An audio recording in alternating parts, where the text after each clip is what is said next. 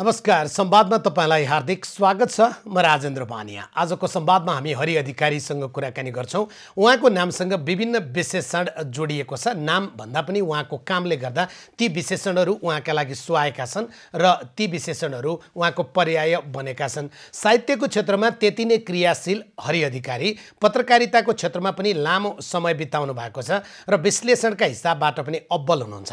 तर आजको दिनमा हरि अधिकारी काभ्रेको आफ्नो गाउँमा पनि हुनुहुन्न, काठमाडौँको यो सहरभित्र कतै हराइ पनि रहनु भएको छैन। 7 समुद्र पारी बसेर त्यो विकासको चरम स्थितिमा पुगेको एउटा समाज, त्यो मुलुकभित्रको राजनीति, विश्व राजनीति र आफ्नै मुलुकलाई पनि अलि परबाट हेरिरहनु भएको छ। उहाँको कर्म रोकिएको छैन। उहाँले गर्ने कामको कलमको निब अहिले पनि दौडिरहेको छ, कुदिरहेको छ। बरु कलमको निब चाहिँ अब कम्प्युटरको किप्याडमा गएर परिवर्तन भएको होला, तथापि सोच्ने शैलीमा परिवर्तन हुने कुरा पनि भएन। आज हामी हरि अधिकारी जो अमेरिकामा हुनुहुन्छ, तथापि त्यहाँ पनि साहित्यिक विभिन्न कार्यक्रमहरू होला, राजनीतिक कार्यक्रमहरू होला, या आफ्ना तर्फबाट गर्नुपर्ने एउटा विद्वानले गर्ने कामहरू गरि नै रहनु भएको छ। यो कोरोना संक्रमणको बेलामा नेपाल आफ्ना हिसाबबाट अघि बढिरहेको छ अनि अमेरिका आफ्ना हिसाबबाट।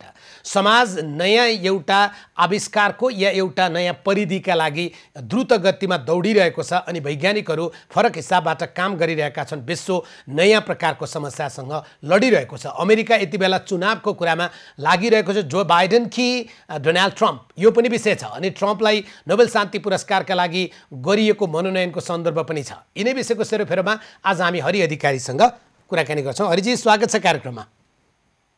धन्यवाद राजेन्द्रजी। कस्तो हुनुहुन्छ? म ठिकै छु। उही कोरोनाको कैदमा चाहिँ बसेको छु। अहिले संसारभर पनि त्यही स्थिति छ। सामान्यतया त म ठिकै छु। हामी बाहिर निक्लिया छैनौँ। अब सतर्क भएरै बसिरहेछौँ। तपाईलाई कोरोनाले भौतिक रूपमा कैद गरिदिने कुरा त भयो, मानसिक रूपमा कैद गरिदिन सक्ने पनि कुरा भएन। तपाईका सृजना, रचना या तपाईका ती प्रकारका प्राज्ञिक कामहरूलाई रोक्ने पनि कुरा भएन। यस्तो बेलामा लेख्ने या त्यो प्रकारका सृजना गर्ने मान्छेहरूलाई त अवसर मिल्यो भन्नेहरू पनि भेटिन्छन् नि। तपाईले चाहिँ यसलाई अवसरका रूपमा कति बुझ्नु भएको छ? अब यसलाई अवसरका रूपमा हेरे पनि हुन्छ हुनलाई, किनभने समय प्रशस्त छ भन्ने हिसाबले। तर कस्तो हुँदो रहेछ राजनजी भने, यदि तपाईको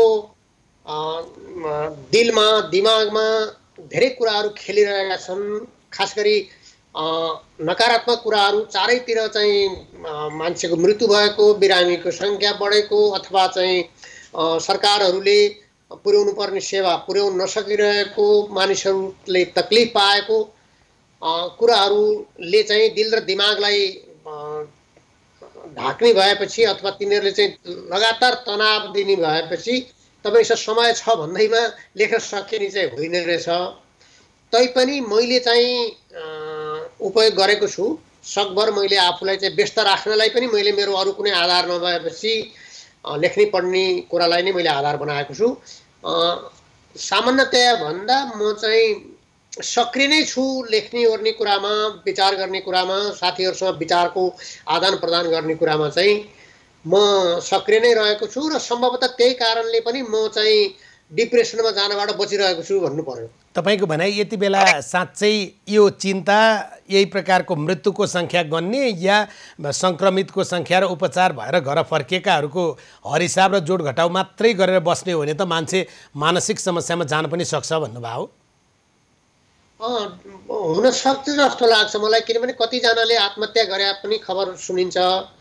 अब कतिको चाहिँ अरू कारणले पनि होला, तर यसले दिएको यो कोरोनाको चाहिँ जुन महामारीले जुन आतंक फैलाएको छ, त्यसलाई राम्ररी व्यवस्थापन नगर्ने हो भने, गर्न नसक्ने हो भनेदेखि चाहिँ त्यसले मानिसलाई अवसादको, गहिरो अवसादको स्थितिमा पुर्याउन पनि सक्छ भन्ने लाग्छ मलाई। तपाईँ बिच कल्पना गर्नुहोस् न, अब एउटा चाहिँ सक्रिय साथीभाइहरू कहाँ गइरहने, हिँड्ने, बाहिर जाने, अब मानिसलाई चाहिँ अचानक एउटा कोठामा चाहिँ बाँधिएर बस्नु पर्दाखेरि त त्यो वास्तवमा आफैमा एउटा ठुलो चाहिँ एउटा यातनाको कुरो नै हो। त्यसकारणले मैले त्यो एङ्गलबाट भनेको। जस्तै तपाईको आफ्नै जीवनचर्या र जीवनशैलीलाई एउटा त तपाईले यति बेला तपाईसँग आफ्नो जन्मभूमि सँगै छैन, माटो त्यसै गरी त्यो समाज र तपाईँको त्यो समूह पनि छैन। अनि जुन समूह तपाईँ नयाँ रूपमा समाज जो नयाँ रूपमा नयाँ परिस्थितिमा आफूलाई त्यता ढाल्दै निर्माण गरिरहनु भएको थियो, त्योसँग पनि आज तपाईँको सहज पहुँच उपस्थिति या भौतिक कुराकानी हुने वातावरण छैन। यसले तपाईँलाई कति परिवर्तनको महसुस गराउँछ या कता के खड्के जस्तो बनाउँछ? होइन, धेरै कुरो खड्किएको छ। धेरै अप्ठ्यारो स्थितिमा, मानसिक रूपले धेरै अप्ठ्यारो स्थितिमा परेको छु म। हरेक व्यक्ति परेको हुनुपर्छ भन्ने ठान्दछु म। एक त के भने, अब नेपालमा आजभन्दा 2-4 महिना अगाडिसम्म कोरोनाको कहर चाहिँ अलि पातलै थियो। धेरै चाहिँ गम्भीर हुँदैन, नेपालमा चाहिँ धेरै अप्ठ्यारो पर्दैन कि भन्ने किसिमको पनि हामीले यहाँ बसेर आकलन गरेका थियौँ। त्यो स्थिति पनि अहिले रहेन। मेरो चाहिँ साँच्चै भनौँ भने मेरो परिवारको एउटा ठुलो भाग चाहिँ त नेपालमै छ नि। यहाँ त मेरो छोराको एउटा परिवार र मेरो छोरीको परिवार मात्रै हो। उहाँ चाहिँ मेरो दुईटा छोराहरू र एउटी छोरीको परिवार त मेरो उही छ। मेरो श्रीमती उही छन्, बच्चाहरू उही छन्। त्यस कारणले चाहिँ त्यो कुरो पनि अब जब कोरोना नेपालमा पनि बिस्तारै बिस्तारै फैलिँदै गयो र यो डरमर्दो हुँदै गएको छ दिन प्रतिदिन, त्यसले पनि केही न केही मानसिक रूपमा प्रभाव पार्ने भयो। त्यसले पनि के हुन्छ त भन्ने, किनभने म फेरि केही गर्न सक्ने अवस्थामा पनि म छैन। यहाँ छु म। उहाँ भएको भएदेखि अब कोही मान्छे घरमा परिवार बिरामी भयो भने नि उहाँ त म आफूले फिजिकल्ली पनि के मद्दत गर्न सक्दो हुँ भन्ने यी सब कुराले गर्दाखेरि चाहिँ निश्चय नै पनि म अप्ठ्यारोमा छु। मानसिक रूपले पनि अप्ठ्यारोमा छु र भौतिक रूपले पनि म चाहिँ अब यहाँ म 30औं वर्ष चाहिँ निर्वाह गर्ने मान्छे। यहाँ सुरुमा त म बाहिर निक्लिनै पनि गाह्रो भयो। परिवारले पनि अब बाहिर कहाँ निक्लिने के हुने भन्ने भयो। अहिले चाहिँ मैले त्यो म्यानेज गर्दैछु। र तपाईँले भने जस्तो यी पनि मेरा साथीहरू नभएका होइनन्। मेरो लेख्ने पढ्ने साथीहरू पनि, साहित्यकै साथीहरू पनि, अरू राजनीतिक फिल्डका चाहिँ साथीहरू पनि, मैले आस्था गर्ने जस्तै राजनीतिमा आस्था गर्ने साथीहरू पनि पर्याप्त छन्। स्थिति सहज भएको थियो भनेदेखि हाम्रो बिचमा इन्टरेक्सन हुने, भेटघाट हुने पनि हुन्थ्यो, भइ नै रहेको पनि हो। मैले 2-4 वटा ठाउँमा त मैले मेरो आफ्नो एकल वाचन पनि भयो मेरो। तर त्यो सबै कुरो पनि कोरोनाले एकदम रोकिदिएको छ। त्यसले गर्दाखेरि तपाईँले भन्नुभएको जस्तै म साँच्चैकै अप्ठ्यारोमा अवस्थामा छु। तर मैले त्यसलाई चाहिँ बडो धैर्यका साथ र आफूले त्यसलाई रचनात्मक रूपले कसरी चाहिँ बढीभन्दा बढी सदुपयोग गर्न सकिन्छ भनेर कोसिस पनि गरिरहेको छु। तर चाहे जस्तो चाहिँ किसिमले सक्रिय हुन चाहिँ सकिरहेको छैन म रचनात्मक फिल्डमा पनि। जस्तै हरिजी जस्तै तपाईँ यति बेला भौतिक रूपमा हुन त प्रविधिले तपाईँलाई हामीलाई आजको दिनमा यति सहजीकरण गरिदियो। तपाईँ अमेरिकामा बसेर, म काठमाडौँमा बसेर हामी राष्ट्रिय टेलिभिजनको यो संवादमा जोडिन पाएका छौँ, कुराकानी गर्न पाएका छौँ। अहिले त तपाईँ मानव कुसादेवीमै भइदिएको भए या काठमाडौँमै भइदिएको भए पनि तपाईँसँग गर्ने संवादको शैली यही नै हुन्थ्यो, होइन? यही नै हुन्थ्यो होला। त्यो भेटघाट हुन गाह्रो छ। यो अवस्थामा सबभन्दा तपाईँले भन्नुभयो मेरो केही परिवारको हिस्सा नेपालमा छ, केही यहाँ अमेरिकामा छ, अनि अझै भनौँ अर्धाङ्गिनी त नेपालमै हुनुहुन्छ। यो जम्मै कुरा सुन्दै गर्दाखेरिमा त्यो साहित्यिक मनभित्रको हुटहुटी अनि प्रेमिल मनभित्रको हुटहुटी, पारिवारिक जिम्मेवारीभित्रको हुटहुटी, त्यो कति बेलामा चाहिँ 100 डिग्री पुगेर पानी भुलुक भुलुक उम्लिने त्यस्तो चाहिँ के हुन्छ? अब त्यसलाई तपाईँले धेरै चाहिँ मेटाफोरिकली अलङ्कारिक रूपले तपाईँले भन्नुभयो, अथवा त्यसलाई सहज रूपले भन्दाखेरि अप्ठ्यारो त डेफिनेटली अप्ठ्यारो छ। त्यसै पनि तपाईँको चाहिँ बुढेसकालमा पति पत्नीसँगै बस्नु र अरू कसैको हेरचाहमा बस्नु त्यो पनि आफैमा एउटा समस्या हो। त्यसकारण तपाईँले भनेको त्यो एङ्गल पनि हो एउटा। तर के भनेदेखि यो मान्छे कस्तो रहेछ भने जुनसुकै किसिमको परिस्थितिमा पनि मान्छे, समझदार मान्छेले चाहिँ त्यसलाई पनि सहज रूपले बाँच्न प्रयास गर्नु पर्दो रहेछ।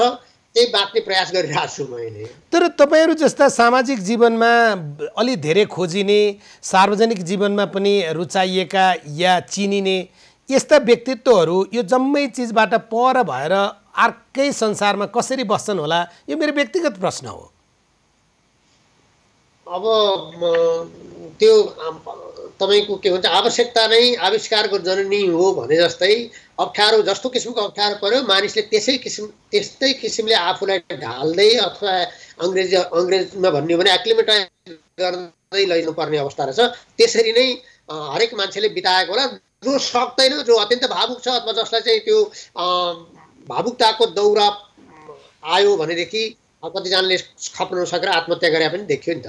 तर के भने मोस्ट अफ दि समझदार मान्छेले चाहिँ यसलाई पनि यो एउटा फेज आउँछ, मान्छेको जीवनको लामो अथवा समयको लामो अन्तरालमा चाहिँ यस्तो स्थिति आउँछ र यसबाट चाहिँ बचेर चाहिँ भविष्यका निमित्त आफूलाई बचाएर राख्नुपर्छ भन्ने भावना पनि त मानिसभित्र हुन्छ नि। त्यसैले मानिस बाँच्ने जस्तो लाग्छ मलाई। तर यो शब्द तपाईँका लागि मिल्दैन, तर अधिकांश बेलामा धेरै ठाउँमा मान्छेहरू प्रयोग गर्छन्। त्यो कलाकारका सन्दर्भमा, त्यो साहित्यकारका सन्दर्भमा, त्यो विज्ञ र वैज्ञानिकका सन्दर्भमा या प्राज्ञिक क्षेत्रका मान्छे, यो त नेपालमा बस्न नसकेर भाषिएछ विदेश या अमेरिका या बेलायत अस्ट्रेलिया पलायन भएछ भन्ने शब्द प्रयोग हुन्छ। तपाईँलाई अमेरिकामा राखेर यति बेला मैले कुराकानी गर्दै गर्दा कतिपयले विश्लेषण तपाईँलाई पुरै नबुझ्नेले चाहिँ ए हरि अधिकारी पनि पलायन भएछ अमेरिका भन्न सक्नुहुन्छ। त्यसकारण यसको जवाफ तपाईँले अहिले दिनुपर्छ कि होइन? त्यो मान्छेहरूले भन्नु पनि त्यति नराम्रो होइन, मान्छेहरूको उनीहरूको दृष्टिकोणको कुरा हो। तर अब म कुन परिस्थितिमा यहाँ आएर म कसरी बसिरहेको छु त्यो मलाई थाहा छ। र त्यो एउटा कुरो चाहिँ म दाबीका साथ सबैजनालाई के भन्न चाहन्छु भनेदेखि म यहाँ सधैँका लागि बस्न पनि आएको होइन, म बस्दिनँ पनि। अहिले त म वास्तवमा चाहिँ के भने यदि यो बाटो नरोकिएको हो भनेदेखि त म चाहिँ अप्रिल 14 तारिकको दिन त मैले टिकटै ल्याएको थिएँ नि काठमाडौँ आउने। त्यस कारणले चाहिँ त्यो होइन। तर मानिसहरू किन नेपाली मानिसहरू, धेरैजना मानिसहरू चाहिँ धेरै पढे लेखेका, जान्ने बुझ्ने साहित्यकार अथवा कलाकार अथवा चाहिँ सरकारी कर्मचारी, भूतपूर्व सरकारी कर्मचारी, इभन राजनीतिमै लागेर पनि एउटा मुकाम बनाइसकेका, एउटा चाहिँ ठाउँ बनाइसकेका मान्छेहरू पनि किन बाहिर जान्छन् भन्ने बारेमा चाहिँ धेरै एङ्गलबाट हेर्न सकिन्छ, धेरै किसिमले त्यसलाई परिभाषित गर्न सकिन्छ। अब फेरि सबैको बारेमा, अरूको बारेमा भन्न पनि त्यति सजिलो हुँदैन, भन्न त्यति उपयुक्त नि हुँदैन। तर मलाई के लाग्छ भन्दाखेरि नेपालीहरूमा एउटा मध्यमवर्गीय नेपालीहरूमा चाहिँ एउटा विदेशप्रतिको एउटा क्रेज छ।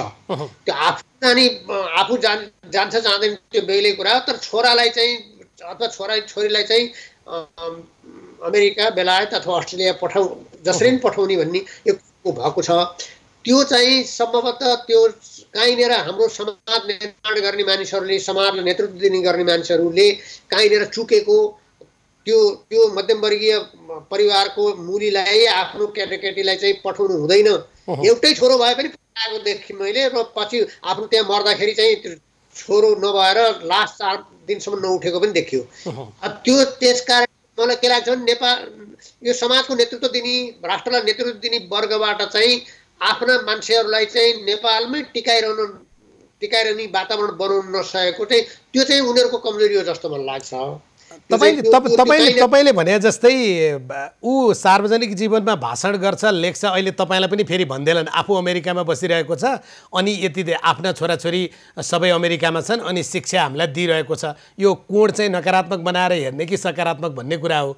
त्यही उभिएर हेर्दा पनि भन्ने बेलामा चाहिँ विदेश जाने कुरा होइन, नेपालमै केही गर्नुपर्छ भन्ने, तर हरेक दिन छोराछोरीसँग घरमा कुराकानी गर्दा चाहिँ अमेरिका जाने कि अस्ट्रेलिया जाने कि बेलायत जाने भनेर छलफल चलाउने त्यो प्रकारको छद्मभेषी चरित्र पनि नेपालमा छ। तथापि मैले तपाईँलाई अहिले सोध्न खोजेको प्रश्न चाहिँ सबभन्दा बढी युरोपेली या अमेरिकी समाज र नेपाली समाज र परिवारमा चाहिँ त्यो भावनासँग चाहिँ हाम्रो समाजसँग भएको भावना, हाम्रो परिवारसँग हुने भावना त्यहाँ पाइँदैन भन्छन्। म त्यता गएर नबस्या भएर यो प्रश्न सोधेँ। भन्न खोजे तपाईँले यहाँ बसेको नेपालीहरूले कसरी हेर्छन् यो कुरालाई भन्न खोज्नु भएको होइन? हरिजी, मैले सोधेको चाहिँ हाम्रो समाज जुन भावनाले बाँधिया छ, हामी कहाँ परिवार जुन भावनाले बाँधिन्छ, बिरामी हुँदाको कुरा होला, भोको हुँदाको मकै र भटमास बाँडेर खाने कुरा होला, यी यावत जो हाम्रा संस्कारगत समाज र परिवारको परिभाषा छ नि, अमेरिकी समाज या युरोपेली समाजमा समाज र परिवारको परिभाषा त हुँदैन भन्छन् नि। बिल्कुल छैन, त्यो बिल्कुलै हाम्रो सोच्ने र हाम्रो नेपाली आम नेपाली परिवारले सोच्ने, आम नेपालीको परिवारका चाहिँ विभिन्न सम्बन्धहरूको बिचको हेराहेरको जुन चाहिँ तरिका छ त्यो चाहिँ यहाँको समाजको चाहिँ पटक्कै मिल्दैन, त्यो बेग्लै कुरा हो। तर एउटा कुरो चाहिँ मलाई के पनि लागेको छ भन्दाखेरि यो उपभोक्ता संस्कृतिले अथवा चाहिँ व्यक्तिवादी बनाउँदै लैरहँदो रहेछ उपभोक्ता संस्कृतिमा बढी मान्छे लाग्दै गएपछि त्यो कुरो चाहिँ सर्वरोग जस्तो रहेछ। त्यो चाहिँ यताबाटै गएको हुनुपर्छ। त्यो वास्तवमा चाहिँ त्यो आफूलाई नै महत्त्व सबभन्दा केन्द्रमा आफूलाई राख्ने चाहिँ कुरा, त्यो कुरो चाहिँ नेपाली समाजमा पनि अहिले त्यो बिस्तारै त्यो भएको छ।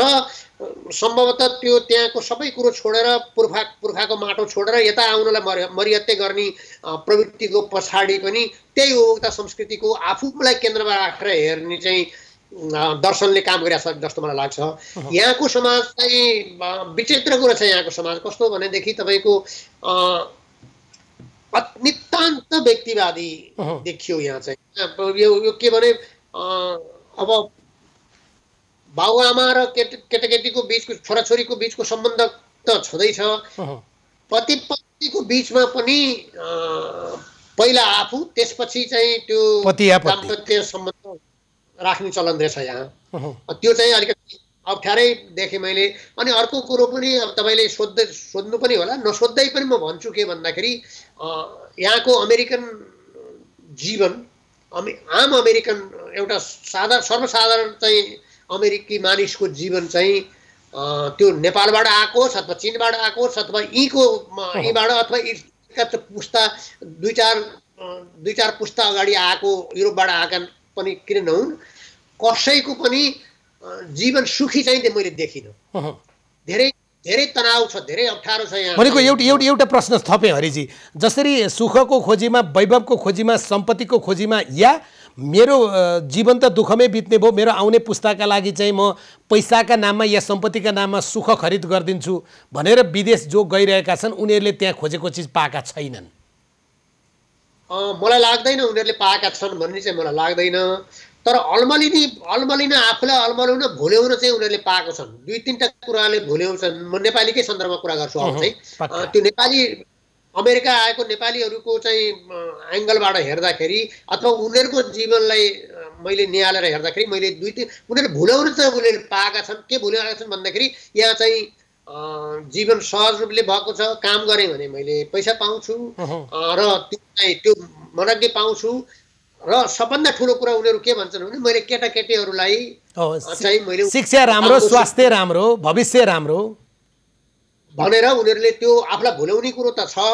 तर त्यो पनि वास्तवमा चाहिँ त्यो भुल्याएको त हो, तर त्यो सन्तुष्ट भएर त्यसलाई चाहिँ पुरा कन्भिक्सनका साथ यो राम्रो भएको छ भनेर चाहिँ यहाँ आएर धेरै राम्रो भएको छ, यो म सुखी छु भनेर चाहिँ मनले भन्ने मानिसहरू चाहिँ थोरै होला जस्तो लाग्यो मलाई।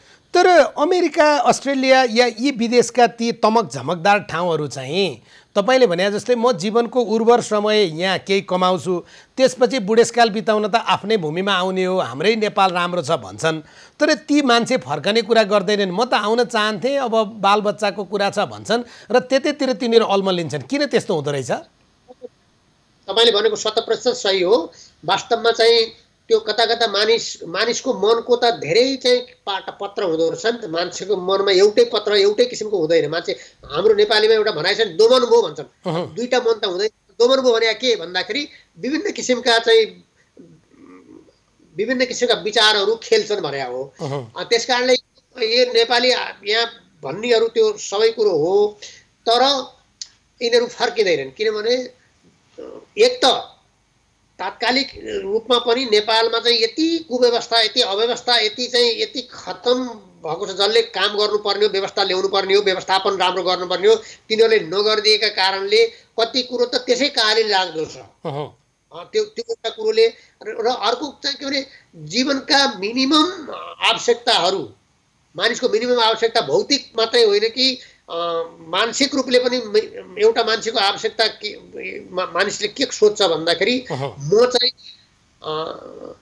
कानुनको दृष्टिमा, ईश्वरको दृष्टिमा, समाजको दृष्टिमा म सबै भएका मान्छेहरूभन्दा म बराबर हुनु पाउनुपर्छ भन्ने चाहिँ जुन चाहिँ मानिसको उ छ, त्यो कुरो पनि नेपालमा त्यति कुरोसम्म हुँदैन। मानिस चाहिँ फिल गर्न पाउँदैन उसले। न कानुनमा शक्तिशालीहरूले शक्तिशालीहरूले कानुन चाहिँ गोजामा हाल्न हिँडेका हुन्छन्, तर एउटा गरिब मान्छे, एउटा कमजोर मान्छे, दिनहीन मान्छे चाहिँ त्यही कानुनबाट पीडित भइरहेको हुन्छ।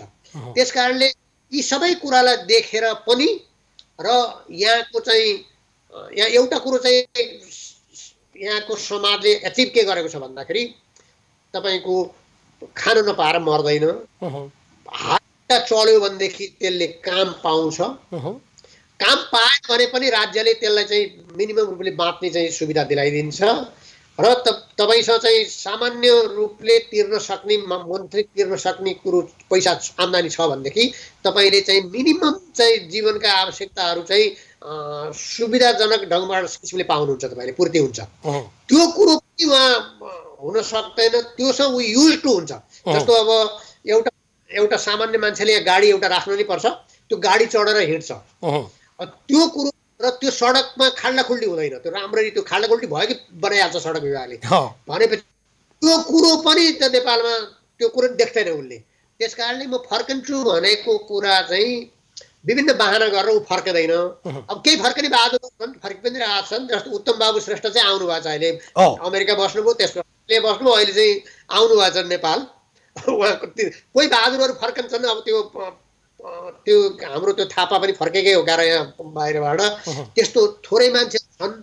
तर के भने धेरै जसो मानिसहरू मेरो विचारमा 95% मानिसहरू चाहिँ फर्केदैन। जस्तै हरिजी अर्को अहिले एउटा विश्लेषण के गरिएको छ भने त्यो राष्ट्रिय अन्तर्राष्ट्रिय रूपमा अमेरिकी प्रकारका समाजहरू, जुन समाज चाहिँ अहिले तपाईँले भनिसक्नुभयो व्यक्तिगत स्वार्थ र आफूलाई केन्द्रबिन्दुमा राखेर दौडिरहेका हुन्छन्, या लोक कल्याणकारी विषयभन्दा पनि बढी कमाउने, धमाउने, समृद्धि हासिल गर्ने, कर तिर्ने र एउटा मुकाममा पुग्ने भनेर गतिशील रूपमा अगाडि बढेका हुन्छन्। तिनीहरूका धेरै पाटो छुटेका हुन्छन्, जो कोरोनाले देखाइदियो। त्यो अमेरिकी समाज हेर न भनेर पनि कतिपयले भन्या सुनिन्छ, त्यस्तो हो त? हो, यो अमेरिकन समाजलाई चाहिँ कोरोनाले चाहिँ बिल्कुलै नङ्गा निर्वस्त्र बनाइदियो। यो केही पनि रहेछ। एक त के भने यहाँको मानिसहरू जो चाहिँ सम्पन्न अथवा चाहिँ खाइ गरेका छन्, जीवन त राम्रै चलिरहेको छ भने त्यो पनि केही होइन, त्यो पनि ठुलो भ्रम रहेछ। किनभनेदेखि कति मानिसहरू चाहिँ यदि यो चाहिँ $2 ट्रिलियन चाहिँ त्यो स्टिमुलेसन नलिएर आएको हो ट्रम्प गभर्मेन्टले भनेदेखि मानिसहरू यहाँ खान नपाएर मर्ने अथवा चाहिँ लुटपाट हुने भयङ्कर भइसक्यो। किनभने केही पनि रहेछ यहाँको समाजको पनि एउटा अचम्म मलाई के लाग्यो भनेदेखि बहुसङ्ख्यक मानिसहरूको चाहिँ भविष्यको निधि भनेको बचत भनेको केही हुँदै हुँदो रहेछ। अमेरिकन जीवन चाहिँ त्यो एउटा चाहिँ बहुसङ्ख्यक मेरो विचारमा चाहिँ यो यत्रो वैभव छ, पैसा अथाह पैसा छ, कतिजना मान्छेको चाहिँ कति बिलियनको हिसाब गर्छन्, $बिलियन हिसाब गर्छन्, तर यहाँ चाहिँ बहुसङ्ख्यक जनता चाहिँ महिनामा जति कमाउँछन् ठ्याक्क पुगेस 29, 28, 25, 27 दिनसम्मलाई मात्रै पुग्छ यिनीहरूको जम्मै कुराहरू। र त्यो 28 र 29 दिनमा चाहिँ तपाईँको चाहिँ पेट्रोल हाल्ने पैसा पनि हुँदैन, कति त $1 को पेट्रोल हाल्न पनि हिँड्छ।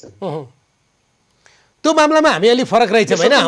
हाम्रो चाहिँ वैधानिक रूपमा होस् अवैधानिक रूपमा होस्, राम्रो काम गरेर होस् नराम्रो काम गरेर होस्, अहिले 18 घण्टा काम गरेर होस् या चोरी चकारी गरेर होस्, बुढेसकाललाई भने नि केही जोगाउनु पर्छ भन्ने हामी कहाँ प्रचलन छ नि। यहाँ चाहिँ आम मानिसहरूको चाहिँ के रहेछ भन्दाखेरि अब मैले धेरैजनासँग इन्टरभ्यू गरेर अथवा त्यो गरेर त होइन, मैले चाहिँ मैले बाहिरबाट र जति मैले चाहिँ हेर्न देख्न पाएँ त्यसको आधारमा हेर्दाखेरि चाहिँ 70-80% चाहिँ मानिसहरूले चाहिँ भविष्यलाई बचाएर राख्ने भन्ने चाहिँ कुरो गर्लान् जस्तो मलाई लाग्दैन अमेरिकामा। एउटा प्रश्न, यो प्रश्न मैले तपाईँलाई नसोधेको भए पनि हुन्थ्यो, किनभने तपाईँको नेपालमा भएको एउटा उचाइ या तपाईँको परिवारका सदस्यहरूले त्यहाँ गरिरहेको काम सबैजसो कुरा थाहा छ मलाई, त्यस हिसाबले पनि नसोधे पनि हुन्थ्यो। तर म के सुनिरहेको छु या पढिरहेको छु भने विकसित देशहरूमा अहिले तपाईँले पनि भन्नुभयो हात र खुट्टा मात्रै चल्छ भने पनि यहाँ काम नगरी मान्छे बस्दैनन् भन्दै गर्दा हरि अधिकारीले चाहिँ यत्रो समय त्यहाँ के काम गरेर बस्यो होला भनेर मनमा एक प्रकारको जिज्ञासा हुने मान्छेको जिज्ञासा मैले तपाईँलाई सोधिदिएको। मैले केही पनि गरिनँ यहाँ बस्दाखेरि। अब एकचोटि चाहिँ यो सबैजनाले भने यो तपाईँले बोल्न नि सक्नुहुन्छ, अङ्ग्रेजी पनि राम्रै छ, तपाईँ चाहिँ यो के भन्छ इन्टरप्रेटरको काम गर्नुहोस् न भनेर चाहिँ मलाई भने।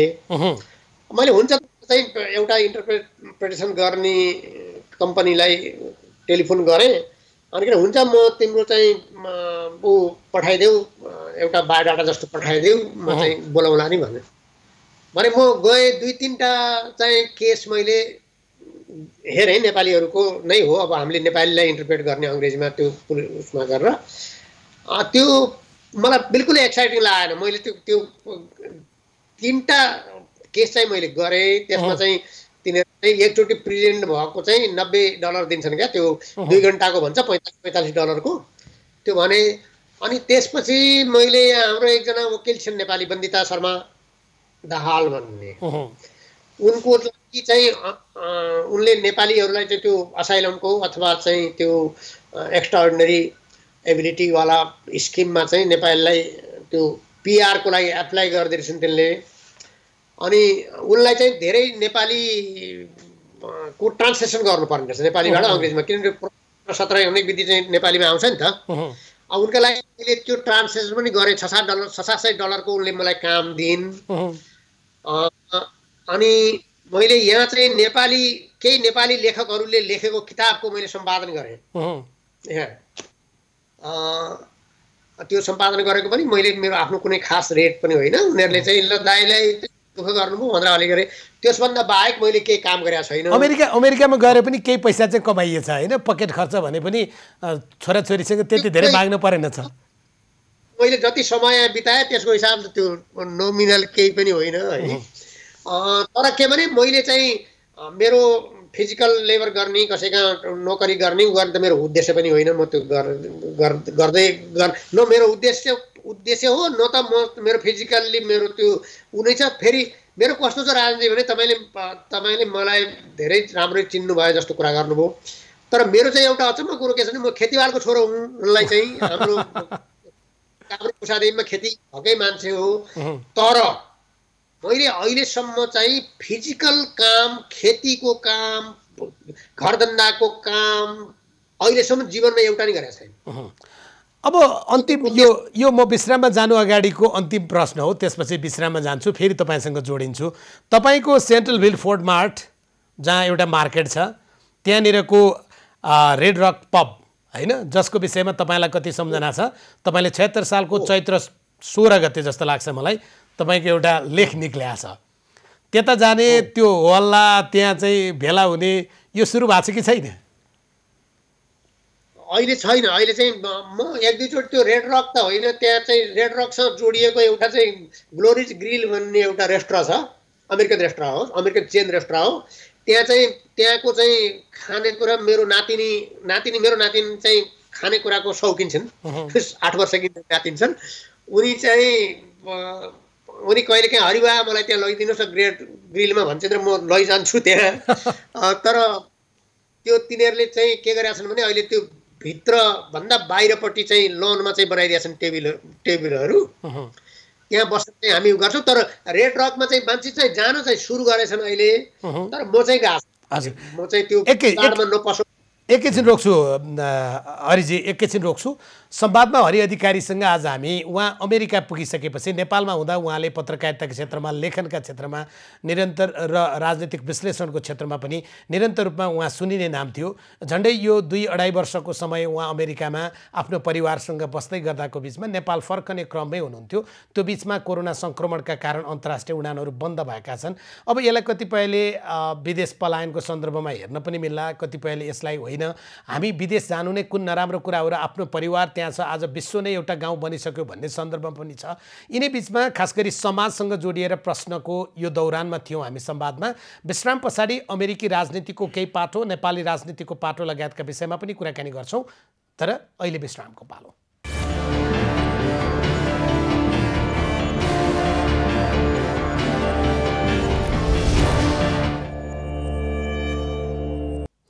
पुनः स्वागत छ। संवादमा छौँ हामी। आजको संवादमा हामी निकै परबाट हाम्रा अतिथिसँग कुराकानी गरिरहेका छौँ। हरि अधिकारी मनमा त हामीसँगै हुनुहुन्छ, तर भौतिक रूपमा यति बेला अमेरिका हुनुहुन्छ र उहाँसँग आजको संवादमा हामी कुराकानी गरिरहेका छौँ। हरिजी हजुर भन्नुहोस् न। अब अलिकति फरक पाटोबाट कुराकानी गरौँ है। जहाँ अमेरिकामा तपाईँ हुनुहुन्छ, जुन ठाउँमा भए पनि त्यहाँको राजनीति, त्यहाँको समाज, त्यहाँ के भइरहेछ, यो त हामी आजको दिनमा जानकारी राख्छौँ नै। म अहिले पुरापुर तपाईँको सेवामा छु, ल जति जे सोध्नुहुन्छ म जवाफ दिन तयार छु। जस्तै अमेरिकामा यति बेला कोरोना कसरी सङ्क्रमण अन्त गर्ने, किनभने सङ्क्रमणका हिसाबले अमेरिका जुन साँच्चै नै एउटा डरलाग्दो जोखिम र भयङ्कर एउटा भासमा गयो, त्यही बिचमा पनि त्यहाँ चुनावको कुरा, खास गरी अब डोनाल्ड ट्रम्पका कारणले पनि होला, अलि बढी चर्चा धेरै हुने होइन। अब जो बाइडेन या चाहिँ कमला ह्यारिसन भन्दा पनि डोनाल्ड ट्रम्पको जो शैली छ त्यसले पनि कतिपय कुरा हल्ला हङ्गामा बनाउँछ होला। यो कोरोना सङ्क्रमणको बिचमा पनि राजनीति अनि त्यो चुनाव कस्तो रहेछ? अब कोरोना सम्बन्धमा 2-3वटा कुराहरू चाहिँ एकदमै अहिले प्रष्ट हुँदै आएको छ। पहिलो कुरा त के भने यो कोरोनाले यो रूप लिन्छ र यो धेरै अप्ठ्यारो स्थितिमा पुग्छ भन्ने डोनाल्ड ट्रम्पलाई पुरा थाहा रहेछ। तर डोनाल्ड ट्रम्पले चाहिँ यसलाई चाहिँ प्यानिक नगरौँ, यसलाई चाहिँ डाउन प्ले गरौँ भन्ने नै सोच राखेर चाहिँ उनले। र तर साथसाथमा चाहिँ डोनाल्ड ट्रम्पले के पनि गरेछन् भनेदेखि यो जति यसको प्रिभेन्टिभ मेजर जति गर्नुपर्ने हो, यसलाई चाहिँ त्यो प्रतिरोधात्मक जति काम गर्नुपर्ने हो त्यो उनले बिल्कुलै गर्न सकेन्छन्। त्यो कुरो चाहिँ अहिले क्लियर भएर आयो।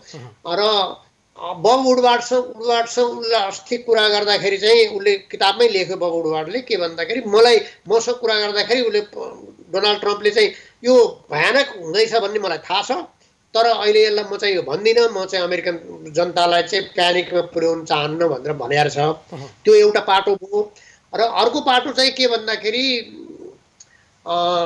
अहिले डोनाल्ड ट्रम्पको गभर्मेन्टले र डोनाल्ड ट्रम्प स्वयंले यहाँ अमेरिकामा चाहिँ गभर्मेन्टको भन्दा पनि अमेरिकाको राष्ट्रपतिलाई नै बढी जिम्मेवार ठान्ने चाहिँ यहाँ प्रचलन छ।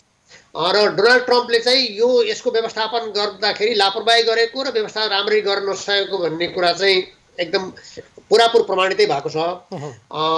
अहिले आजको तथ्याङ्क अनुसार चाहिँ 1,98,861 जना चाहिँ अमेरिकीहरूको मृत्यु भइसकेका छ। 65 लाख भन्दा बढी चाहिँ सङ्क्रमित भएको छ। र अहिले पनि 2-3 हप्ता अगाडिको भन्दा अलिक कम भएको छ। अहिले 40,000को आसपासमा, 30 देखि 40,000को आसपासमा छ। त्यति बेला चाहिँ 60-70 हजारको आसपासमा थियो सङ्क्रमितहरूको डेली सङ्ख्या। र यो कोरोनाको हिसाबमा चाहिँ अमेरिकनहरूको 2-3टा चरित्रहरू देखा पर्यो। एउटा चाहिँ यो कोरोनाले केही गर्दैन, यो चाहिँ हामी फ्लूको सर्ट चाहिँ यिनीहरू अमेरिकनहरू फ्लू त जहिले पनि लागिरहने हो, फ्लूको सर्ट धेरै नियो प्रत्येक चाहिँ भएपछि हिउँ लाग्न सुरु भएपछि फ्लूको सर्ट दिन्छन् यिनीहरूले। फ्लूको लागि सर्ट चाहिँ त्यो फ्लूको भ्याक्सिन हो एक किसिमको भनेर यिनीहरूले। र अमेरिकामा चाहिँ यस्तो रोगलाई पनि हेपेर पेलेर हिँड्दिने, मास्क लगाउनेको विरुद्धमा चाहिँ ठुल्ठुला यहाँ प्रदर्शनहरू भए पनि अमेरिकन भित्रको समाज लाग्यो मलाई यो एउटा। र सबभन्दा चाहिँ विचित्रताको चाहिँ एउटा समुच्चय रूप चाहिँ यो डोनाल्ड ट्रम्पको रूपमा देखियो। त्यही त हामीले बाहिरबाट हेरेको डोनाल्ड ट्रम्प र त्यहाँ देखिने डोनाल्ड ट्रम्प चाहिँ कति फरक रहेछ? तपाईँले कसरी हेर्नु भएको छ, के गरी मूल्याङ्कन गर्नुभएको थाहा छैन। तर डोनाल्ड ट्रम्प चाहिँ पुराका पुरा चाहिँ एउटा अहङ्कारी, एउटा जाति विशेषप्रति द्वेष गर्ने, एउटा चाहिँ व्हाइट सुप्रिमेसीलाई अगाडि बढाउने, व्यापारीहरूको हितको रक्षा गर्न हरदम तयार र अश्वेत आप्रवासी यो चाहिँ कमजोर मान्छेहरू, खास गरी काला मान्छेहरूलाई चाहिँ मानिस पनि नै नदेख्ने एउटा चाहिँ बहुत फासिस्ट स्वभाव रहेछ यो। तर तपाईँले त्यसो भन्दै गर्दा पनि फेरि अमेरिकामा दोस्रो कार्यकालका लागि सामान्यतः त्यहाँ दोस्रो कार्यकालका लागि राष्ट्रपति हुने चलन पनि छ, उम्मेदवार हुने चलन पनि छ। त्यसरी हेर्दा होइन, उम्मेदवार त स्वत हुन्छन् त्यो, तर जित्ने चाहिँ चलन भन्ने हुँदैन नि त। जनताको जिताइ पनि कहीँ जनताले जिताउनु। त्यसो भएर त मैले उम्मेदवार भन्ने शब्द प्रयोग गरेँ नि। उम्मेदवार हुनु त कहाँ जित्नु हो त? उम्मेदवार त त्यो अब लगभग लड्छन्। अब कोही हारे पनि, अब एउटा बुशले हार्यो, तर धेरै जसोले चाहिँ दोस्रो टर्म जितेका छन्। जस्तै अब डेमोक्रेटको कार्टरले पनि हारे दोस्रो टर्मका लागि।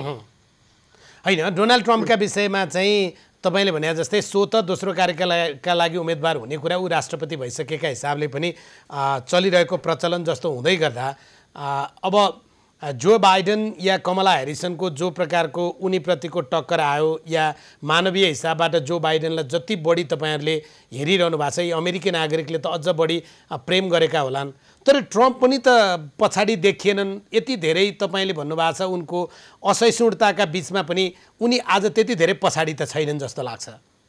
होइन, अब चुनावमा चाहिँ यसै हुन्छ त भन्न सकिँदैन, चुनाव हो होइन। अब त्यो किन अहिले ट्रम्पले हार्छन् अथवा ट्रम्पले जित्छन् भन्नु त मिलेन। तर के भने यो ट्रम्पलाई मैले जति विश्वास दिइनँ, ट्रम्पले जे गरेको कामको कुरा हो त्यो चाहिँ त अब एकदम घाम जत्तिकै छर्लङ्ग भइसक्यो, त्यो बेग्लै एउटा कुरा हो। र तपाईँले भनेको एउटा कुरा यो पनि हो के भन्दाखेरि ट्रम्पले चाहिँ जुन नेतृत्व गर्छन्, ट्रम्पले जुन चाहिँ मनोवृत्तिको नेतृत्व गर्छन्, जुन प्रवृत्तिको नेतृत्व गर्छन्, त्यही मानिसहरू चाहिँ को ठुलो चाहिँ सङ्गठन छ नि त अमेरिकामा। त्यस कारणले ट्रम्पले फेरि पनि चुनाव पनि जित्न सक्छन्, किनभने व्हाइटहरूको सङ्ख्या बढी छ, व्हाइट मानसिकताको कुरो छ। किनभने ट्रम्प जे भए पनि तपाईँको त पुलिसहरूले चाहिँ त कालाहरूलाई मार्दै आएको त चाहिँ यो श्रृङ्खलै छ नि। तपाईँ कति मान्छे कालाहरूलाई गोली ठोकेर मारेन, कतिलाई घोडाले घाँटी न्याकेर मारेको। अस्ति जर्ज फ्लोइडलाई त घोडाले घाँटी मारेको। अब त्यस कारणले चाहिँ ट्रम्पले चुनाव जित्ने सम्भावना पनि जीवितै छ भन्छु म। जित्छन् भन्दिनँ, जीवितै छ। तर उनले यसपटक चाहिँ उनले हार्ने सम्भावना चाहिँ बढी देख्छन्। जस्तै तर तपाईँले यसो भन्दै गर्दा गत निर्वाचनको कुरा सम्झियो या विश्लेषणको कुरा हेऱ्यो भने पनि अधिकांश विश्लेषण प्रक्षेपणहरूमा चाहिँ हिलारी नै अगाडि थिइन्, तर अझ पपुलर भोटमा पनि त्यही अवस्था थियो। तपाईँले पर्टिनेन्ट क्वेसन गर्नुभयो, त्यो ठिक हो। तर अहिले चाहिँ यो 4 वर्षमा चाहिँ पोटोम्याकमा धेरै पानी बगिसकेको छ राजेन्द्रजी, धेरै कुराहरू फरक भइसकेको छ। एक त यति धेरै चाहिँ यो आम मान्छे विरोधी चाहिँ नीति लिएर आएको ट्रम्पले, खास गरी चाहिँ आप्रवासीहरू विरोधी त्यति बेला चाहिँ आर्थिक कुरोमा अलिकति जो ऊ हिसाबले। र हिलारीको चाहिँ के भयो भन्दाखेरि हिलारीलाई चाहिँ त्यो अश्वेत विरोधी नभए पनि हिलारीको चाहिँ इमेज कस्तो बन्यो चुनावको लास्टतिर भनेदेखि तपाईँको त्यो कर्पोरेट हाउसेसहरूको लागि काम गर्ने एउटा चाहिँ ठुला बडाहरूको चाहिँ प्रतिनिधि जस्तो भइन्छ। कति मान्छेहरूले चाहिँ ट्रम्पलाई मन नपराउनेहरूले पनि यो चाहिँ त हाम्रो वर्गको हित गर्ने होइन, यो चाहिँ ठुला बडाहरूको मानिस हो यो हिलरी क्लिन्टन भनेर त्यो भयो एक त। अनि अर्को चाहिँ के अरे एकदम प्रोग्रेसिभ चाहिँ उम्मेदवार हुन खोजेको बर्नी स्यान्डर्सका मानिसहरूले, बर्नी स्यान्डर्सलाई समर्थन गर्ने मान्छेहरूले हिलरीलाई भोट दिएनन्। अब अहिले चाहिँ सबभन्दा राम्रो कुरो के छ जो बाइडेनको पक्षमा भन्दाखेरि अहिले चाहिँ डेमोक्रेटहरू चाहिँ एकगठ भएको अवस्था छ। अहिले डेमोक्रेटहरूको भोट विभाजन हुँदैन, एक। र दोस्रो कुरो चाहिँ के भने ट्रम्पलाई एकचोटि हेरौँ न त, यो व्यापारी मान्छे राम्ररी म्यानेज गर्ला भनेर चाहिँ यो अनडिसाइडेड भोटहरू थियो, ती चाहिँ ट्रम्पको नीति देखेर चाहिँ एकदम आत्तिए। किनभने मानिस बेसिकली चाहिँ एउटा छिमेकीको दोषी हुँदैन, बेसिकल्ली मान्छे छिमेकीसँग मिलेरै बस्न चाहन्छ। त्यो चाहिँ छिमेकीको रङ जस्तोसुकै होस्, त्यसको छालाको रङ जस्तोसुकै होस्।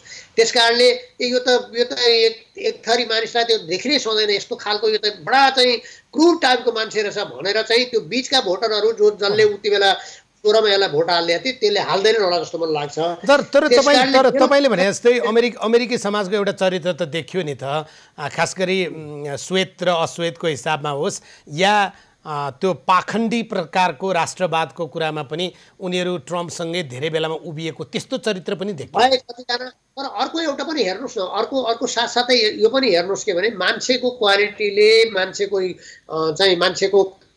काम गर्ने तरिकाले, मान्छेको चरित्रले असर पार्दो रहेछ भन्ने त तपाईँको यही अमेरिका हो जसले चाहिँ दुई पटकसम्म चाहिँ एउटा कालो, त्यो पनि नाइजेरियाबाट आएको मान्छेको छोरालाई जिताएकै हो नि त बाराक ओबामाले। त्यस कारणले त्यो प्रवृत्ति चाहिँ त्यो मेजोरिटी र त्यो चाहिँ त्यो मेन प्रवृत्ति होइन। त्यो एउटा अश्वेतहरूप्रति, आप्रवासीहरूप्रति अथवा हिस्प्यानिकहरूप्रति अथवा चाहिँ चाइनिजहरूप्रति अथवा इन्डियन अमेरिकनहरूप्रति अथवा नेपाली अमेरिकनहरूप्रति द्वेषभाव राख्ने चाहिँ त्यो चाहिँ मूल प्रवृत्ति होइन। मूल प्रवृत्ति चाहिँ अमेरिकाको जेनरली चाहिँ डेमोक्रेटिक मुलुक भएको हुनाले डेमोक्रेटिकै छ। तर अब कहिलेकाहीँ चाहिँ कस्तो भइदिन्छ भने यसको पालोमा चाहिँ अलिकति अब भन्न त हुँदैन, अलिकति चाहिँ हिलारी क्लिन्टन चाहिँ आइमै भएकोले पनि भोट पाएनन् उनले। त्यो पनि एउटा कारण भयो हार्नलाई। त्यो मेरो प्रश्न छ, म सोध्दै थिएँ, तपाईँले उठाइदिनु भयो।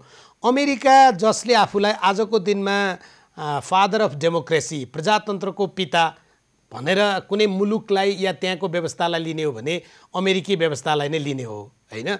उनीहरूले गरेको अभ्यासका हिसाबले पनि प्रजातन्त्रको अन्यत्र भन्दा अलिकति फरक र माथिल्लो तहको अभ्यासका रूपमा हेर्न मिल्छ होला। तर आजसम्म उनीहरूले एउटा महिलालाई राष्ट्रपति बनाएनन् र अझै भनौँ भने कतिपय मैले पढेको, तपाईँले बढी विश्लेषण गरिदिन सक्नुहुन्छ, जो बाइडेनले कमला ह्यारिसनलाई उपराष्ट्रपतिमा मनोनयन गर्दा थप उनी कमजोर भए, किनभने हिजो हिलारीको मुद्दा पनि त्यही हो भन्नेहरू पनि छन् नि। होइन, त्यो चाहिँ त्यो बिल्कुल होइन। त्यो मान्छेहरूले त्यस्तो हिलारीलाई हेरेर कमला ह्यारिसलाई हेर्न मिल्दैन, त्यो होइन। वास्तवमा चाहिँ के भने कमला ह्यारिसलाई चाहिँ उपराष्ट्रपतिमा आफ्नो रुम कन्टेस्टेन्टको पार्टनर बनाएर जो बाइडेनले एउटा निकै चाहिँ ठुलो भोट ब्याङ्कलाई आफूतिर तान्न सफल भएका छन्। त्यसमा दुई तिनवटा कुरा छ। एउटा त के भने कमला ह्यारिस चाहिँ मोस्ट क्वालिफाइड पर्सन हुन् भने एज एन इन्डिभिजुअल धेरै क्वालिफाइड मान्छे छन् तिनी।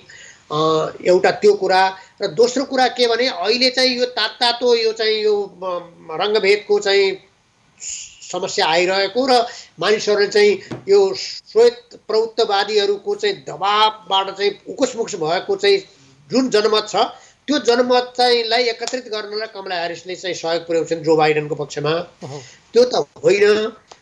तर के भनेदेखि बेसिकल्ली चाहिँ यो महिला दोषी नै छ यहाँको समाज। महिलालाई कम्तीमा पनि राष्ट्रपतिका रूपमा नपत्याउने, किनभने अझै पनि तपाईँको र जुन एउटा कुरो चाहिँ म तपाईँलाई एउटा चाहिँ म अलिकति लाइटर भेनमा म भन्छु, अमेरिकालाई चाहिँ फादर अफ डेमोक्रेसी अथवा चाहिँ big democratic country in the world अथवा चाहिँ सुपर पावर जान्ने बुझ्ने वैज्ञानिक अनुसन्धान गर्ने धेरै चाहिँ जान्ने बुझ्ने मान्छेहरूको भन्छन्।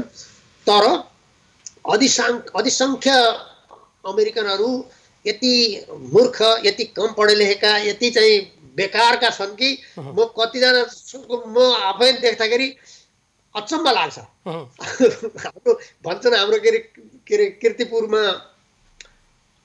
किर्तिपुरको कतिजना मान्छेहरू काठमाडौँ आएका छैनन् भनेर ठट्टा गर्दै थिए मान्छेहरू होइन। त्यस्तै यहाँ कतिजना मानिसहरूलाई चाहिँ अमेरिकन हिस्ट्रीको केही तातो भुत्लै थाहा हुँदो रहेछ केही पनि। किनभने आफ्नो कामसँग काम मतलब गर्ने, आफ्नो ज्यालाको कुरोमा ध्यान गर्ने। हाम्रो चाहिँ काठमाडौँको चाहिँ सडकमा चाहिँ बस्ने चाहिँ त्यो नाम्लो र चाहिँ बोरा बोकेर चाहिँ हिँड्ने मान्छेको चाहिँ जतिको इन्टेलेक्ट हुन्छ त्यही लेभलका मान्छेहरू धेरै छन्।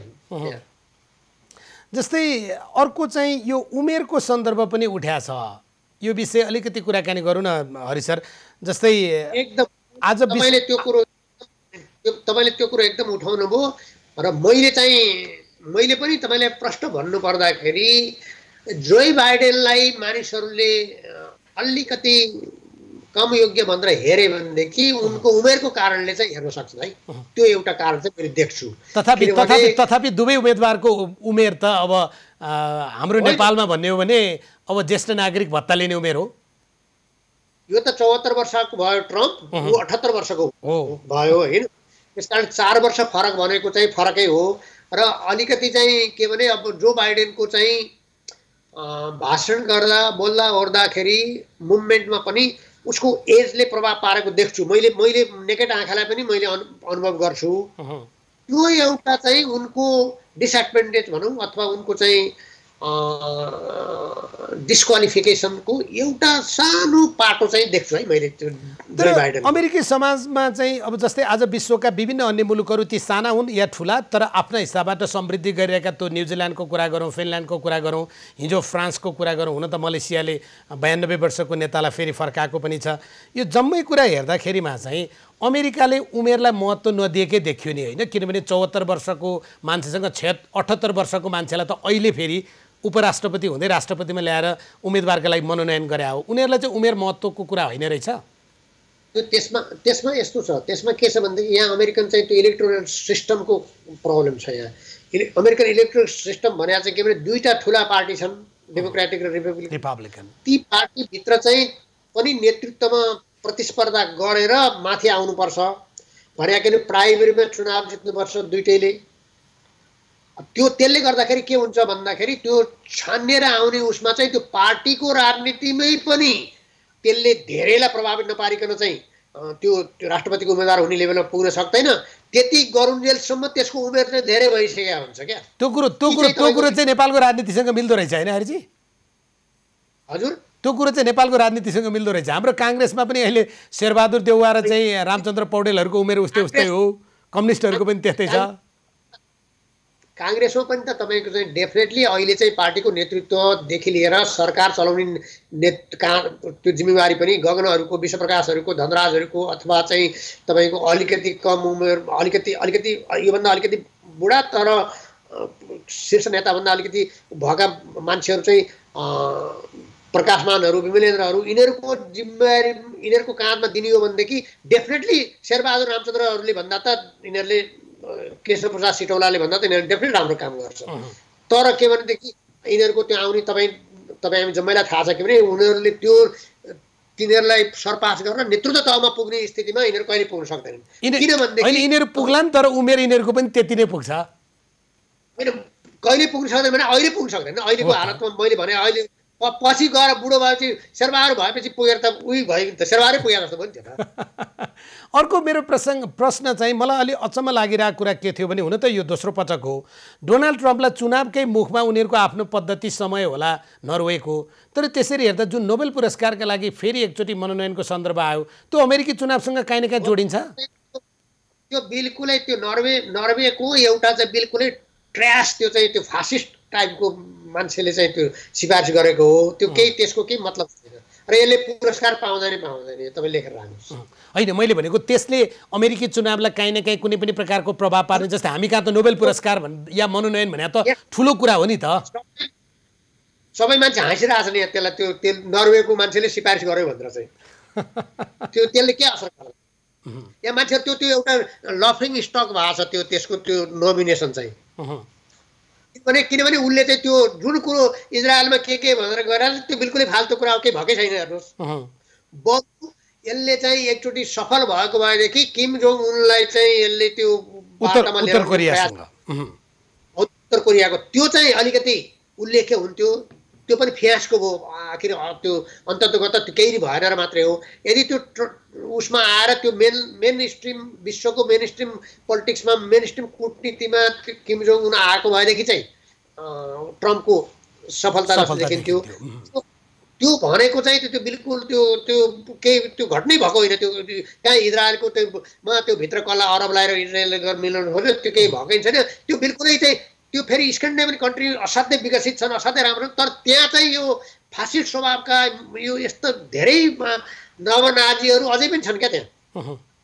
जस्तै अर्को एउटा म पढ्दै थिएँ, सम्भवतः बीबीसीमा पढेँ जस्तो लाग्छ, त्यहाँ के विश्लेषण लेखिया थियो भने डोनाल्ड ट्रम्पले मुद्दा के बनायो भने, मैले 4 वर्ष त म त राजनीतिक वृत्तभन्दा बाहिरको मान्छे, आएर 4 वर्ष व्हाइट हाउस बुझ्न या अमेरिका बुझ्न मलाई लाग्यो। तपाईँहरूले जो बाइडेन भनेको त तब त्यहाँको चाहिँ सरकार, खास गरी अब माथिल्लो सरकार नभए पनि माथिल्लो सरकारमा पनि उपराष्ट्रपतिमा त्यस पछाडि धेरैचोटि परीक्षण भइसकेका मान्छे हो, मैले त अब गर्न सक्छु नि भन्ने प्रकारको मुद्दा बाँडे भन्ने कुरा त्यो पनि चल्याछ? होइन, केही होइन, त्यो त्यस्तो केही छैन। खालि के भन्दाखेरि त्यही हामीले अघि कुरा छलफल गरे जस्तै फेरि पनि अलिकति उसको दुईटा मात्रै देख्छु मैले डोनाल्ड ट्रम्पको। के भनेदेखि यो कोरोना भाइरस हुनुभन्दा अगाडि, यसको महामारी हुनुभन्दा अगाडि चाहिँ आर्थिक रूपले उसले ठिकठिकै राखेको थियो, एउटा त्यो। र दोस्रो कुरा चाहिँ जो बाइडेन चाहिँ अलिक धेरै बुढा छन्, के हुने हो भन्ने हिसाबको एउटा कुरो बाहेक यसको प्लस पोइन्ट चाहिँ डोनाल्ड ट्रम्पको अहिले पुनर्निर्वाचित हुने प्लस पोइन्ट चाहिँ बहुतै न्यून छन् राजेन्द्रजी मेरो दृष्टिमा। कोरोना संक्रमणको जो प्रकारको व्यवस्थापन उनले गरे, या न्युयोर्कको मेयरदेखि लिएर अन्य धेरैसँग उनको जो प्रकारको फरक चिज देखियो, या तपाईँले भन्नुभयो मलाई थाहा थियो तर मैले गरिनँ, जनतालाई किन प्यानिक बनाउने, यो जम्मै कुराले चाहिँ उनलाई फाइदाभन्दा भारी घाटा नै नोक्सान गर्यो। मेरो दृष्टिकोणमा भारी नोक्सान हुनुपर्छ। मैले पनि जतिजनालाई भेट्छु कुराकानी अब फेरि यहाँ कस्तो छ भने अमेरिकामा राजनीतिक कुरो चाहिँ झट्टै सोध्ने गर्ने पनि मन पराउँदैन मान्छेले, किनभने उसको मुड कता के हुन्छ भनेर म गरेँ। तर खुलेर चाहिँ जोसँग कुरा हुनसक्छ तिनीहरूसँग कुरा गर्दाखेरि पनि डोनाल्ड ट्रम्पसँग मानिसहरू चाहिँ खुसी छैनन्। अब खालि हार्डकोर प्रशंसकहरू अथवा चाहिँ फेरि उसँग पैसा प्रशस्त छ र उसले चाहिँ पैसा वालाहरूलाई मद्दत पनि गरेका छ। उसको चाहिँ आर्थिक नीति ट्याक्स नीति पनि हुने नहुनेहरूलाई भन्दा हुनेहरूलाई फाइदा हुने खालको गरेका छ। त्यसले गर्दाखेरि चाहिँ तिनीहरूको जोडबलले अब भयो अथवा अरू किसिमले पनि त्यति बेला पनि त तपाईँलाई थाहा होला नि त हिलेरी क्लिन्टनको पपुलर भोट त हिलेरी क्लिन्टनको 35 लाख पपुलर भोट त बढी नै थियो नि। त्यो त के भने स्ट्राटेजिकल्ली चाहिँ इलेक्ट्रोनल भोट बढी भएको स्टेटहरूको मत लिएर आएर त्यो इलेक्ट्रोनल भोटले जितेको न हो यसले। त्यसो भएको हुनाले चाहिँ अब म भविष्यवाणी गर्न चाहन्न, भविष्यवक्ता पनि होइन, त्यस कारणले यसै त म भन्न सक्दिनँ। तर मेरो विश्लेषणमा चाहिँ डोनाल्ड ट्रम्पले चुनाव जित्न धेरै गाह्रो छ। हस् हरिजी, आज यो यति पर बसेर पनि कुराकानी गर्ने अवसर जुर्यो। तपाईँलाई धेरै धेरै धन्यवाद। हस् तपाईँलाई धन्यवाद। सिद्धिसकेछ है कुराकानी हुँदाहुँदै। हामीले झन्डै 55 मिनट कुराकानी गऱ्यौँ, रमाइलो कुराकानी गऱ्यौँ, व्यक्तिगत कुरा पनि गऱ्यौँ, राजनीतिको कुरा पनि गऱ्यौँ, अमेरिकी समाजको कुरा पनि गऱ्यौँ। त्यही कारण पनि तपाईँलाई थप धन्यवाद भने। ल ओके, थ्याङ्क यू। हरि अधिकारी आज हामीसँग हुनुहुन्थ्यो। साँच्चै नै कुराकानी गर्दा कहिलेकाहीँ समय सकिएको पत्तै हुँदैन, कहिलेकाहीँ असाध्यै पठ्यार पनि लाग्छ। यो मानवीय स्वभावको विषय हो। तथापि हामी नयाँभन्दा नयाँ विषय अनि तपाईँका लागि रुचिको विषय होस्, हाम्रो जनजीवनसँग जोडिएको विषय होस्, विश्व राजनीति पनि काहीँ न काहीँ हाम्रो मुलुकको समृद्धिसँग जोडिएको हुन्छ। किनभने विश्वमा आज देशको भूगोल त सीमाले छुट्याएको छ, तर अन्य धेरै चिजमा अब सीमाविहीन बन्दै गएको छ। यस्तो अवस्थामा आज हामीले हरि अधिकारीसँग अमेरिकी समाज, अमेरिकाको राजनीति, डोनाल्ड ट्रम्पलाई नोबेल शान्ति पुरस्कारका लागि गरिएको मनोनयन लगायतका धेरै विषयसँग जोडिएर कुराकानी गऱ्यौँ। कार्यक्रम सकिन्छ। खबरभित्रको खबरका लागि हेर्दै रहनुहोला एबी न्युज खबर। नमस्कार।